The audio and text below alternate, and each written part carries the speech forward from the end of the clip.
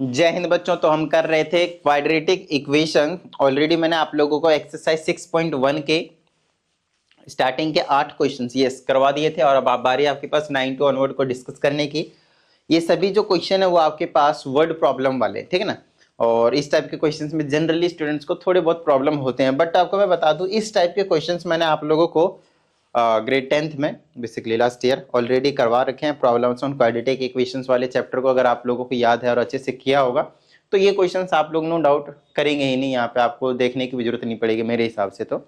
But फिर भी अगर आपको मतलब जस्ट कंफर्म करना है कि आता है या नहीं आता है तो उसके लिए आप वीडियो को देख सकते हैं और खुद से भी प्रैक्टिस कर सकते हैं। खैर मैं उतना ज़्यादा रिकमेंडेशन नहीं दूंगा इस वाले वीडियो को, रीजन सिंपल है इस वाले को लास्ट को, क्योंकि ये छोटी छोटी चीज़ें जो आपको ऑलरेडी पता है और पता होना ही चाहिए, और जिनको नहीं पता है तो प्लीज सीख लें ताकि आगे हमें प्रॉब्लम ना आए इस चैप्टर को आगे कंटिन्यू करने में। ठीक है, चलिए तो स्टार्ट करते हैं। सबसे पहले हमसे कहा जाता है डिवाइड 39 को 2 पार्ट्स में डिवाइड करना है, इन 2 पार्ट्स जिनका प्रोडक्ट जो है वो आपके पास 338 है।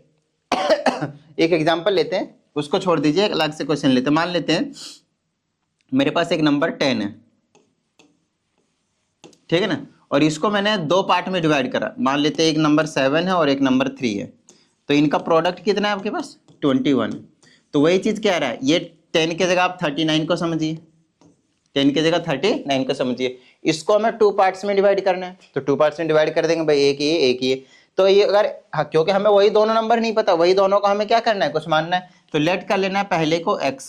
अब आप बोलेंगे सर दूसरे को y लेट कर लो, कर सकते हैं, कोई प्रॉब्लम वाली बात नहीं है, बट आप कोशिश करें कि क्वाड्रेटिक इक्वेशन में हमेशा सिर्फ और सिर्फ एक ही वेरिएबल रखने की कोशिश करें और ज्यादा कुछ नहीं, ठीक है ना। तो भाई एक वेरिएबल कैसे रखें, तो देखो अगर इसको हमने 10 को माना था टोटल, जिसमें से हमने पहले नंबर को अगर 7 माना तो दूसरा नंबर कितना है 3 है। कैसे निकला 3, आपने 10 में से इस 7 को गायब कर दिया, तो 39 में से आप x को गायब कर दीजिए तो आपके पास दूसरा नंबर मिल जाएगा भाई। तो अब आपको पास दोनों नंबर मिल गए। जब भी आपको सम दिया जाए 2 नंबर के ना, तो पहले को x और दूसरे को टोटल माइनस x बोल दीजिएगा, काम बन जाएगा। ठीक है, अब हमसे कहा जाता है कि इन दोनों नंबर का जो प्रोडक्ट है वो 21 है। उस तरह हमसे यहाँ पे दे रखा है कि इस नंबर और इस नंबर का जो प्रोडक्ट है वो आपके पास 338 है। आई बात समझ में, ठीक है। चलिए तो अब आपको पता है यहाँ पे आप लोगों को क्या करना है, पहले नंबर को x मानना है। आई ना बात समझ में, पहले नंबर को आपको क्या करना है x मानना है। यहाँ पे आप बोलोगे let first number is equal to x and the second number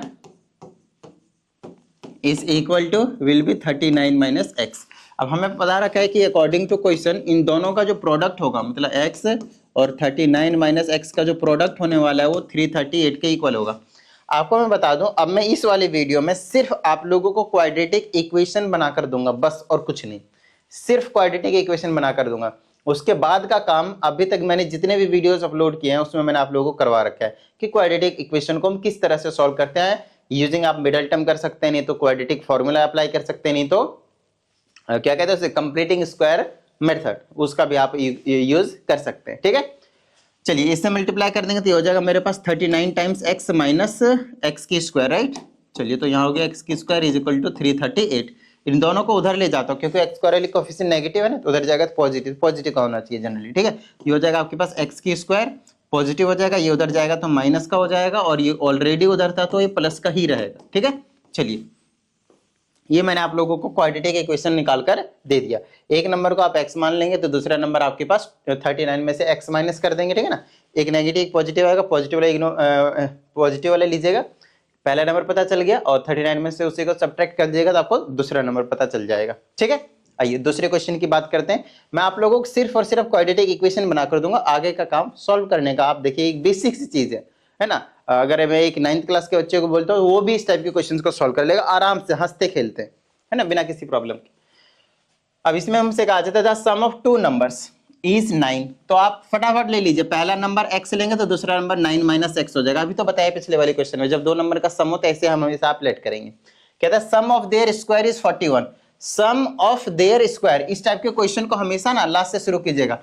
बोला है कि सम है, लेकिन किसका सम है, ऑफ देयर स्क्वायर, तो पहले स्क्वायर कीजिए फिर सम कीजिए, स्क्वायर और ये भी आपके पास स्क्वायर और फिर उनका सम। यहाँ ध्यान रखना इसका स्क्वायर करेंगे तो होल स्क्वायर करना है, अलग अलग स्क्वायर मत कर दीजिएगा। तो स्क्वायर करके सम तो वो 41 के इक्वल, सम मतलब एडिशन प्लस। यहाँ पे होल स्क्वायर की आइडेंटिटी लगाकर खोल दीजिए, तो ये हो जाएगा A square plus B square minus 2ab करेंगे तो 18x आ जाएगा इज इक्वल टू 41। आप चाहें तो 41 को अंदर ले आए तो बेस्ट चीज हो जाएगी। ये एक्स स्क्वायर 2x की स्क्वायर हो जाएगी, ये माइनस का 18x है आपके पास और ये प्लस का 81 है और इसमें से माइनस हो जाएगा आपके पास 41 इक्वल टू 0। ये बना लेगा मेरे पास 2x की स्क्वायर माइनस 18x और ये बना लेगा प्लस का 40 इक्वल टू 0। आप चाहे तो दोनों तरफ इक्वेशन को 2 से डिवाइड कर सकते हैं, इक्वेशन थोड़ी छोटी हो जाएगी और कुछ नहीं, ठीक है ना। चलिए ये कहानी होगी आपके पास, तो ये आ जाएगा मेरे पास x की स्क्वायर माइनस का 9x और प्लस का 20 equal to 0 upon something is 0। So that's your quadratic equation. अब आप इसको सॉल्व करें तब आपको x की वैल्यू जो है मिल जाएगी, फिर उसमें से 9 में से माइनस कर दीजिएगा तो आपके पास दूसरा नंबर भी जो है वो मिल जाएगा, ठीक है।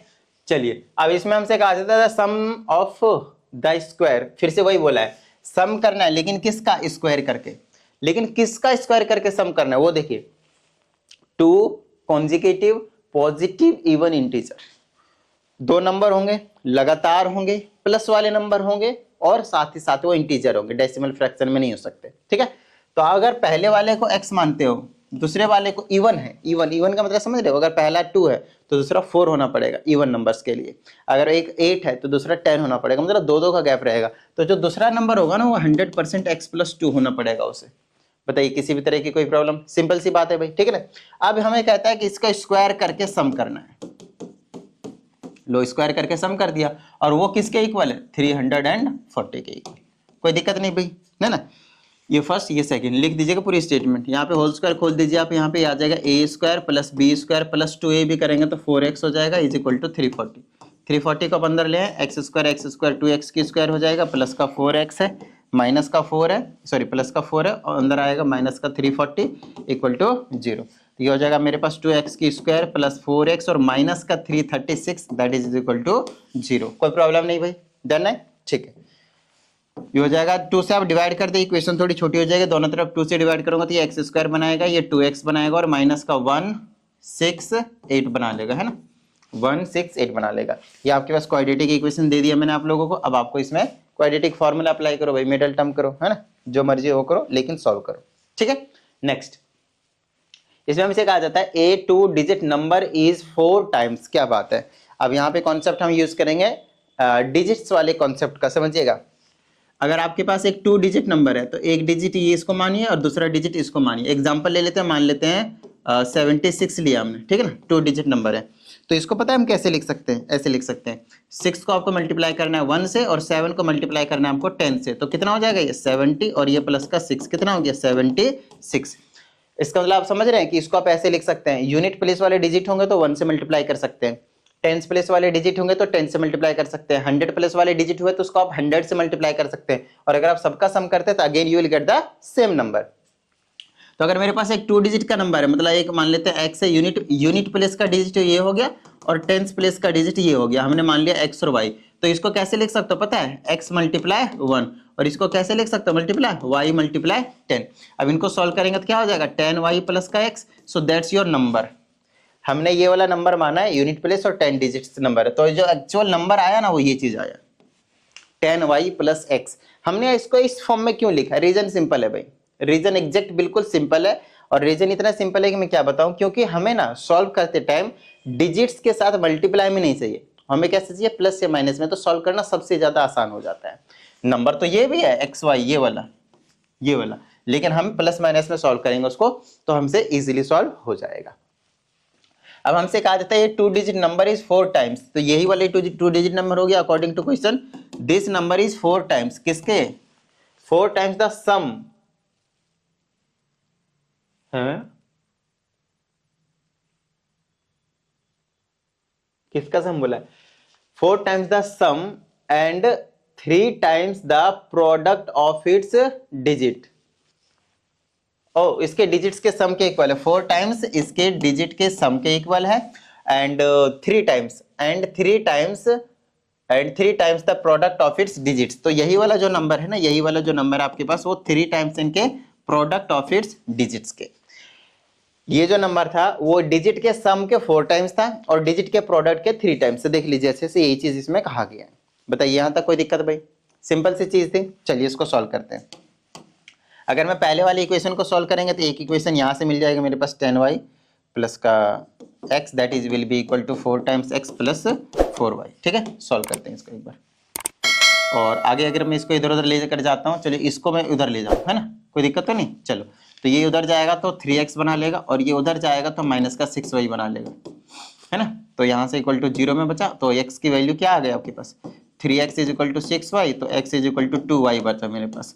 तो x की वैल्यू क्या है मेरे पास 2y। इसको आप इस वाले सेकंड इक्वेशन में पुट कर दे, x के जगह पे क्या पुट कर दे 2y। चलो तो ये हो जाएगा 10y प्लस x के जगह पे 2y is equal to 3, x के जगह पे 2y और इंटू में y। यहाँ से हमें y की वैल्यू मिल जाएगी और कुछ नहीं, बस हमें सोचना है कि एक वेरिएबल में कैसे लाया जाए और कुछ नहीं। ये बन गया 12y और ये बना लिया आपके पास 6y स्क्वायर, 6y स्क्वायर। ठीक है ना। अब यहाँ से y को मत काट देना, ऐसे करना पड़ेगा, इसको उधर ले जाओ बेशक, तो ये हो जाएगा 6y का square minus 12y that is equal to 0। 6y common ले लें तो y माइनस का 2 इज इक्वल टू 0। तो यहाँ से ऐसे आप लिख सकते हैं, जीरो प्रोडक्ट रूल के हिसाब से 6y will be equal to 0 and y minus 2 will also be equal to 0। So y will be 0 upon 6 which is 0 and y will be 2। तो हमें पॉजिटिव इंटीजर बोल रखा है आपके पास, वो भी इवन वाले, तो 0 तो ले ही नहीं सकते, तो y की वैल्यू कितनी आ गई आपके पास 2। अब आप किसी भी इक्वेशन का यूज कर ले 1 एंड 2 का, और y की जगह पे 2 पुट करके मान लेते हैं कि हमने इसको यूज कर लिया। ठीक है, उससे अच्छा तो ये है ना भाई, सबसे आसान सा ये वाला। y की जगह 2 आया तो x की जगह क्या आ जाएगा 2 इंटू 2 4।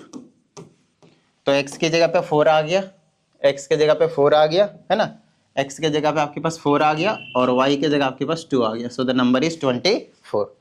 ये तो डायरेक्टली सॉल्व करवा ही दिया मैंने आप लोगों को। आइए आगे की बात करते हैं।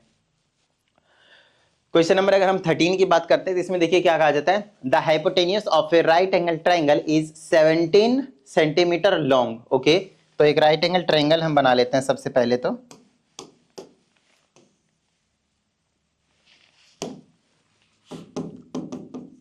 और इसकी नेमिंग कर देते हैं हम ABC, और जो हाइपोटेन्यूज है वो आपके पास 17 सेंटीमीटर है। कितना आपके पास 17 सेंटीमीटर।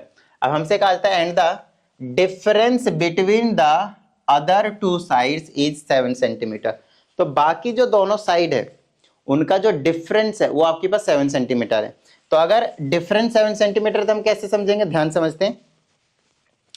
अगर एक आपके पास x होगा तो दूसरा कितना होगा, आप x माइनस 7 मत बोल देना, रीजन सिंपल है। देखिए तुम्हें कैसे पता कि ये 7 से ग्रेटर ही होगा, अगर ये 7 से लेस हुआ तो x माइनस 7 करके ये नेगेटिव वैल्यू आ जाएगी।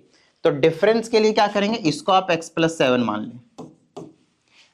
डिफरेंस तो अब भी दोनों के बीच का 7 ही आएगा, इसमें से इसको माइनस करें भाई, x उड़ जाएगा 7 बच जाएगा, है ना बात में, तो बात समझ में आई ना। अब यहाँ पे हमें पाइथागोरस लगाने की जरूरत पड़ेगी। तो according to Pythagoras theorem AC का स्क्वायर will be equal to AB का स्क्वायर प्लस BC का स्क्वायर। बताइए किस तरह की कोई प्रॉब्लम है ना। डन, ओके ग्रेट, सॉल्व कर देते हैं इसको। AC के जगह पे 17 का square is equal to AB के जगह पे x का स्क्वायर प्लस BC के जगह पे x प्लस 7 का, ध्यान रहे होल स्क्वायर लिखेगा। ठीक है, चलिए ये हो जाएगा आपके पास 289 is equal to x square plus ये हो जाएगा a square plus b square plus 2ab, तो 14x है ना, 14 टाइम्स x। और ये आ जाएगा मेरे पास 289 is equal to x square 2x की स्क्वायर प्लस 49 प्लस 14x। आगे देखिए क्या कर सकता हूँ, ये 289 को इधर ले जाता हूँ कटिंग करके, तो ये हो जाएगा 2x की स्क्वायर प्लस 14x प्लस 49 और माइनस का 289 कर देता हूँ। ठीक है, चलिए ये हो जाएगा मेरे पास 2x की स्क्वायर प्लस 14x, 9 में से 9 जाएगा 0, 8 में से 4 जाएगा 4, ये 240 बचा माइनस का इक्वल टू 0। इक्वेशन को छोटा करने के लिए दोनों तरफ आप 2 से डिवाइड कर दें, तो ये हो जाएगा एक्स स्क्वायर प्लस 14x और माइनस का, गलत 14x क्यों भाई, 2 से डिवाइड भी तो किया है, तो प्लस का 7x बचेगा और यहाँ पे 120 है ना, 120 बचेगा। अब आपको पता है इसको सॉल्व कर देंगे आपको x की वैल्यू मिल जाएगी। आई ना बात समझ में, ठीक है ना। अच्छा x की वैल्यू मिलेगी तो आपसे तो साइड पूछेंगे, नॉन साइड्स, तो ये x हो गया और x में वो जो भी वैल्यू है 7 ये वाली x यहाँ पे पुट कर दीजिए, तो x तो ये पता चल जाएगा साइड, और x प्लस 7 से आपके पास BC की साइड पता चल जाएगी। आई बात समझ में, ठीक है। ओके, नेक्स्ट की बात करते हैं। हमसे इसमें कहा था originally a rectangle was twice as long as its wide. तो देखिए हमसे कहा जाता है एक रेक्टेंगल से रिलेटेड क्वेश्चन है, यहाँ पे सिंपल है।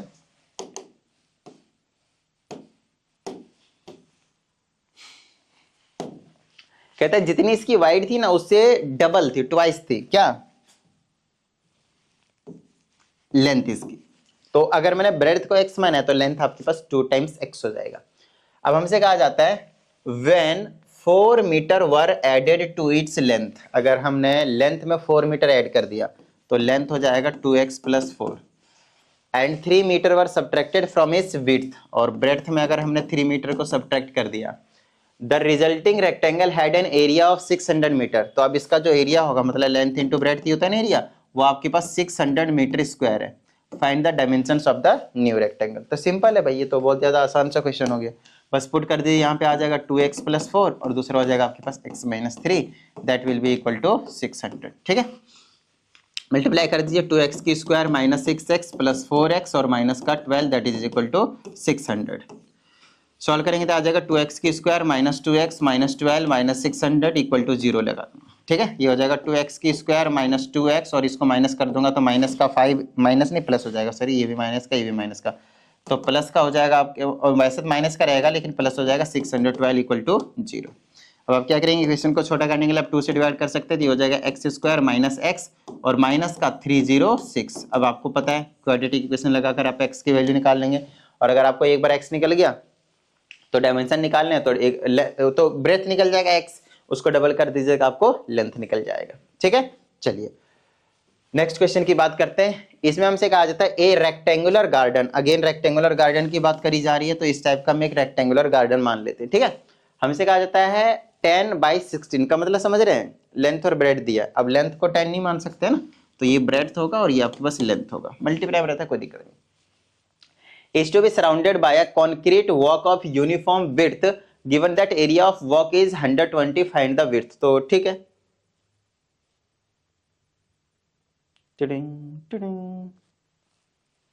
वाइट रहने देते हैं।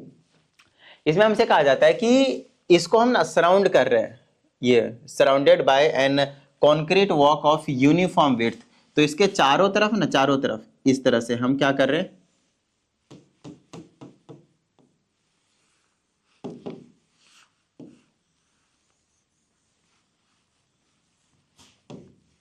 इस तरह से हम क्या कर रहे हैं, कंक्रीट का वॉक बना रहे हैं, है ना, वॉक बना रहे हैं, वॉल नहीं वॉक है। Uniform width given that area of walk is 120 metre square, find its width. तो ठीक है भाई, इधर देखो ये वाली 10 थी आपके पास, ये वाली क्या थी आपके पास 10 थी। यूनिफॉर्म विड्थ बोला, इसका मतलब समझ रहे हैं कि ये वाली जो विड्थ है ना वो x है, तो ये वाली भी विड्थ आपके पास x ही होगी, है ना, ये भी x होगा, ये भी x होगा, ये भी x होगा, ये भी x होगा, इस तरह से आपके पास कही गई है। ठीक है ना, ये x है तो ये वाली भी x होगी, इस तरह से ये वाली भी आपके पास x होगी। तो जो भी आपके पास जो विड्थ है वो आपके पास x ले लेते हैं। ठीक है ना, वही चीज आपको फाइंड आउट करनी है। हमसे बोल रखा है कि इसका जो एरिया है, एरिया कितना है आपके पास 120 मीटर स्क्वायर। ठीक है ना, ओके। तो अब हमें पता कैसे चलेगा, देखिए हमें क्या करना है, हमें निकालना है सिर्फ ये x की वैल्यू। तो अब अगर आप नोटिस करें तो आपके पास दो रेक्टेंगल है, देखिए एक ये वाला है, एक तो अंदर वाला था, चलिए ये पहले बाहर वाला बना देता हूँ फिर अंदर वाला बना लेंगे, और एक ये अंदर वाला है इस तरह से, है ना, और चारों तरफ की जो विड्थ है वो आपके पास यूनिफॉर्म है। तो इस वाले का आपको एरिया दे रखा है, ये वाला एरिया है आपके पास, ये वाला एरिया आपके पास कितना है मालूम है, ओके। ये वाला जो एरिया है व्हाइट वाला पोर्शन वो आपके पास 120 मीटर स्क्वायर दे रखा है, ये वाला 120 मीटर स्क्वायर। और अगर मैं अंदर वाले का एरिया निकालता हूं तो लेंथ और ब्रेड्थ तो ऑलरेडी गिवन है आपके पास 16 और 10, तो अंदर वाले का 160 16 मल्टीप्लाई कर देंगे ना एरिया निकालने के लिए, तो 160 मीटर स्क्वायर हो जाएगा। तो हमें दोनों का एरिया पता है, तो हमने टोटल एरिया निकाल दूं एक बार, मैं टोटल एरिया दोनों के लिए ऐड कर दूंगा, तो कितना बन जाएगा 160 120 280 मीटर स्क्वायर। सो पूरे रेक्टेंगल का एरिया कितना हो गया 280 मीटर स्क्वायर। कोई प्रॉब्लम भाई नहीं ना, ठीक है। अब मेरी बात ध्यान से सुनिएगा, अगर आपके पास ये वाली चीज 10 थी, ध्यान समझिएगा, बड़े वाले का हमने रेक्टेंगल का एरिया निकाल चुके हैं हम, ठीक है ना, बड़े वाले रेक्टेंगल का एरिया निकाल चुके हैं 280 मीटर स्क्वायर, तो उसकी लेंथ और ब्रेड्थ निकाल दीजिए। ये वाला x था, ये वाला x था, तो ये वाला 16 था ना, यहां से लेकर यहां तक लेंथ, तो टोटल लेंथ कितनी हो जाएगी 16 + 2x, क्योंकि इधर का x और इधर का x, विड्थ हमें निकालना है ना, 16 + x हो जाएगा, और इधर से 10 था ब्रेड, तो ये x हो जाएगा, ये x हो जाएगा, तो टोटल जो विड्थ हो जाएगी बड़ी वाली वो हो जाएगी 10 + 2x। अब आपको बता दूं 16 plus 2x according to question और इंटू में 10 प्लस 2x को अगर मैं मल्टीप्लाई करता हूं तो 100% 280 के इक्वल आएगा भाई, सिंपल सा क्वेश्चन। ये लेंथ हो गई, ब्रेड्थ हो गई, लेंथ इंटू ब्रेड्थ क्या होता है एरिया, तो बड़े वाले का एरिया निकाल दिया x। अब इससे हम क्या करेंगे, मल्टीप्लाई कर देंगे, क्वाड्रेटिक इक्वेशन फॉर्म कर देंगे, x निकाल देंगे, वही आपका आंसर होगा। विद खत्म बात, ठीक है। चलिए तो 16 से मल्टीप्लाई करेंगे तो 160 हो जाएगा, 16 से मल्टीप्लाई करेंगे तो 32 टाइम्स x हो जाएगा, 2 से मल्टीप्लाई करेंगे तो 20x हो जाएगा, और 2 से मल्टीप्लाई करेंगे तो प्लस का 4x की स्क्वायर हो जाएगा इज इक्वल टू में 280, ठीक है। तो ये हो जाएगा मेरे पास 4x की स्क्वायर, और इसको ऐड कर देंगे तो 52 टाइम्स x, और ये 160 इसको अंदर ले आओ तो 160 में से 180 में से 180 में से 160 को माइनस कर 280 है ना, 280, ये 0 बन गया, ये 2 बन गया, ये 1 गया, 120 बच जाएगा, और उसको अंदर ला रहा हूँ तो माइनस का 120 बन जाएगा। इन छोटी छोटी चीज़ों का ध्यान रखें। 4 से कट जाएगा सभी, हाँ कट जाएगा, तो ये एक्स स्क्वायर, ये 13 टाइम्स एक्स और माइनस 30 इक्वल टू 0, ठीक है। ये कहानी है आपके पास, बस सिंपल। तो ये काम करना है और आपका जो काम है वो आपके पास बन जाएगा, बस सॉल्व करना है, काम बन जाएगा, ठीक है ना। 10-3 तो ऐसे कुछ आ जाएगा। चलिए आगे की बात करते हैं। ये क्वेश्चन आपके पास एज वाले क्वेश्चन है तो घबराइएगा नहीं, ठीक है ना। आइए स्टार्ट करते हैं। इसमें हमसे कहा जाता है 2 years ago a man's age was 3 times the square of his son's age। तो यहाँ पे लेट कर लेते हैं, ध्यान समझिएगा इसको। इस टाइप के क्वेश्चन हमने आपको करवाए हुए क्लास 10th में ही। Let man's age 2 years ago is equal to कितना, x ईयर। तो अकॉर्डिंग टू क्वेश्चन 2 साल पहले की बात कर रहा है। जो मैन की एज थी वो उसके पुत्र के, उनके सन के आपके पास कितने थे, स्क्वायर ऑफ हिज सन से एज था, ठीक है ना, x है। और अगर मैं इसके सन की एज मान लूं तो पहले सन का लेट करना पड़ेगा ना, मैन का बाद में पता चलेगा, पहले सन का लेट करना पड़ेगा। लेट सन एज, सन की एज लेट कर लिया हमने 2 साल पहले, कितना लेट कर लूं मैं, x ईयर्स, ठीक है ना। चलिए x ईयर्स रहने देते हैं। तो मैन की एज कितनी हो जाएगी बताइए, तो मैन की एज है उसके स्क्वायर के, तो x की स्क्वायर ईयर हो गई उसकी मैन की एज। बताइए किसी भी तरह की कोई प्रॉब्लम, ठीक है ना। अब आगे देखिए, कहते हैं इन 3 years टाइम, मतलब आपसे 3 साल बाद, 3 साल की बात करें आपसे 3 साल की बात, लेकिन ये 2 साल पहले की थी। तो प्रेजेंट एज और निकाल लेते हैं, प्रेजेंट एज ऑफ सन कितना हो जाएगा आपके पास, x प्लस 2 ईयर, क्योंकि अगर x 2 साल पहले थे तो उसमें 2 जोड़ेंगे तो अभी हम प्रेजेंट एज में आएंगे, ठीक है ना। ये वाले जो एज थी ना, ये वाले एज, अगर मैं अभी 2024 में ये वीडियो बना रहा हूँ तो ये 2024 की एज है, तो उसमें 2 साल ऐड करेंगे, 2022 की एज है वो, तो उसमें 2 साल ऐड करेंगे तब हम वापस आएंगे प्रेजेंट एज में 2024 में। उस तरह से फिर मैन की एज में भी आपके पास बिल्कुल सेम चीज रहेगी, तो एक्स स्क्वायर में प्लस 2 ईयर्स हो जाएगा। ये आपके पास प्रेजेंट एजेस हैं, यानी क्या आपके पास प्रेजेंट एज है, ओके। अब इसमें हमसे कहा जाता है इन 3 years टाइम, अब से 3 साल बाद, तो यहाँ पे आप लिखोगे इन 3 years टाइम, जो भी बोल रखा है इन्होंने, इन 3 years टाइम। अब 3 साल में जो सन की एज होगी पहले वो लिख लो, son's age will be equal to x plus 2 और उसमें प्लस 3 कर देंगे, तो it will be x plus 5 years, क्योंकि भाई प्रेजेंट एज से आपके पास 3 साल बाद की कही गई बात ना। और वहीं पे आपके पास जो मेंस की एज हो जाएगी, men's age will be x square plus 2 और प्लस 2 तो कितना हो जाएगा, प्लस 3 सॉरी, तो 5 एक्स स्क्वायर प्लस 5 ईयर्स हो जाएगा से। चलो भाई, अब इसमें इन्होंने कुछ रिलेशन बोला था कि 3 साल में क्या हो जाएगा,